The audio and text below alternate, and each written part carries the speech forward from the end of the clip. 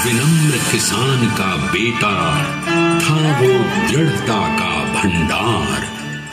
वल्लभ भाई पटेल नाम कहलाता था सरदार। कृषक कार्मिक जनगण से था उसको प्यार अपार।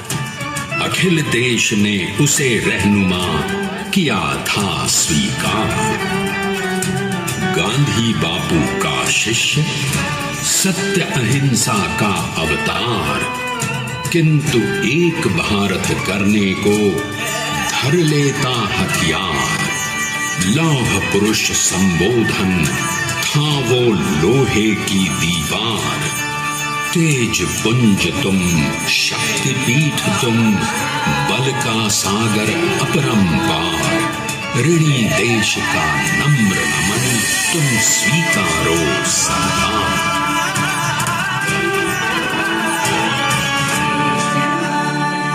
हृदय में भारत भूमि की शस्य श्यामला धरती।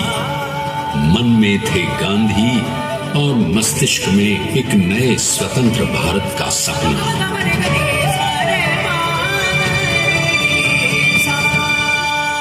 तभी बारडोली के मजबूर मजलूम किसानों की यातना का समाचार उनके पास पहुंचा। तुरंत वल्लभ भाई वहां पहुंचे और यूं शुरू हुआ भारत का सबसे बड़ा और सफल किसान आंदोलन बारडोली। वल्लभ भाई ने बारडोली के 87,000 किसानों को ऐसा अटल अडिग अचल मनोबल दिया कि अंग्रेजी सरकार हिल गई और 1 बरस के बाद उनका लगान माफ कर दिया गया। अब तो पूरे देश में लोग वल्लभ भाई के नाम की कस्में खाने लगे। स्वयं महात्मा गांधी ने कहा, अब वल्लभ भाई मेरे शिष्य या साथी नहीं, सारे देश के सरदार हैं। और देश को मिल गया एक अनोखा असरदार सरदार। सपना केवल सरकार बनाना नहीं था, उनका स्वप्न तो था एक ऐसे नए भारत का जहां हर रंग, हर रूप, हर जात, मजहब, तबके का हिंदुस्तानी एक साथ मिलकर एक ऐसा नया भारत बना सके जहां पूर्ण स्वराज के साथ सारे समाज को गरीबी, अशिक्षा, छुआछूत से भी आजादी मिल जाए। इसकी पहली रणनीति थी भारत को अंग्रेजों की गुलामी से आजादी, ताकि भारत के लोगों की अपनी सरकार सबके साथ और सबके विकास के लिए काम कर सके। बापू की अगुवाई में अब देश ने अंग्रेजों को अंतिम चेतावनी दे दी, करेंगे या मरेंगे, क्विट इंडिया, अंग्रेजों भारत छोड़ो।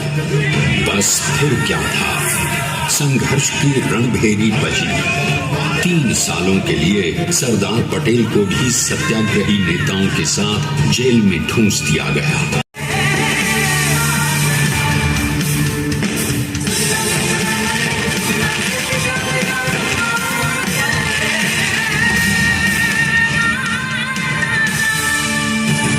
स्वतंत्रता के स्वप्न के सच होने के साथ अब सरदार पर कई एक नई जिम्मेदारियां थीं।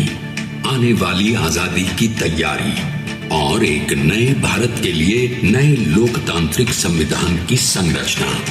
जैसा उनके साथी ने खुद कहा था, सरदार ने ही छेनी हथौड़ी लेकर एक नए भारत को उकेरा है।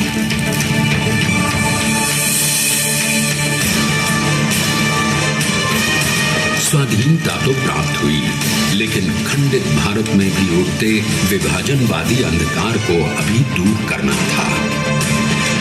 जब देश के खंड खंड होने का भय उत्पन्न होने लगा, तो सरदार ने निर्भय होकर खुद अपनी केंद्र सरकार और साथियों को भी चुनौती दे डाली और जम्मू कश्मीर को बचाने के लिए सारे देश का आकाश वायुयानों से भर गया।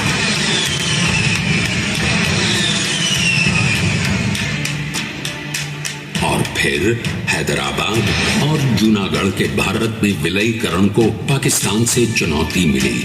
सरदार चाहते थे कि देश की 1 इंच धरती अब और विभाजित नहीं होनी चाहिए। नए भारत को एक करने के लिए समझा बुझाकर मनाकर 565 रियासतों को सरदार ने अपनी सूझबूझ सदाशयता संबल से एक नए स्वतंत्र भारत का अभिन्न अंग बना लिया था। अपने वज्र दृढ़ संकल्प से एक नया विराट विशाल एक भारत श्रेष्ठ भारत बनाकर दिखा ही दिया सरदार ने। संसार के सबसे बड़े प्रजातंत्र के शिल्पी को प्रणाम करने के लिए देश ने बनाया है ये समर्थ स्मारक। स्वाधीन भारत को समर्थ भारत में बदलने वाले सरदार पटेल को समर्पित प्रेरणा तीर्थ भी है। प्रधानमंत्री श्री नरेंद्र मोदी के नेतृत्व में बनी विश्व की इस विशालतम प्रतिमा के सामने आकर सारी दुनिया जैसे स्वयं ही नतमस्तक हो जाती है।